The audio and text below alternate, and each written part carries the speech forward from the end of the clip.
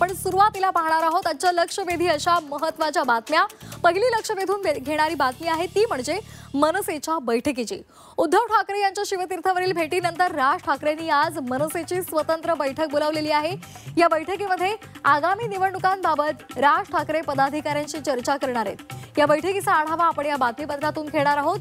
तर दुसरी लक्ष वेधून घेणारी बातमी आहे ती म्हणजे मराठा आरक्षणासंदर्भातली।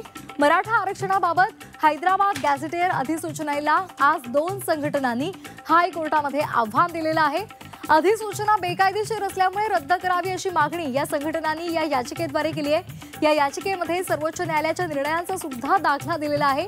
त्यामुळे आता उच्च न्यायालयामध्ये या संदर्भात काय सुनावणी होते या संदर्भातली माहिती आपण जाणून घेणार आहोत। तर तिसरी लक्ष वेधून घेणारी बातमी आहे नेपाळमधल्या सत्तांतराची। नेपाळमध्ये सुरू असलेल्या हिंसाचाराचा जो फटका आहे तो इथल्या आपल्या पर्यटकांना सुद्धा बसलेला आहे। नेपाळ हिंसाचारामुळे भारताच्या सीमा बंद करण्यात आल्या आहेत आणि त्यामुळे शेकडो पर्यटक हे नेपाळमध्ये अडकून पडलेले आहेत। महाराष्ट्रामधील 300हून अधिक पर्यटकांचा यामध्ये समावेश आहे। याचा आढावा सुद्धा आपण या बातमीपत्रातून घेणार आहोत।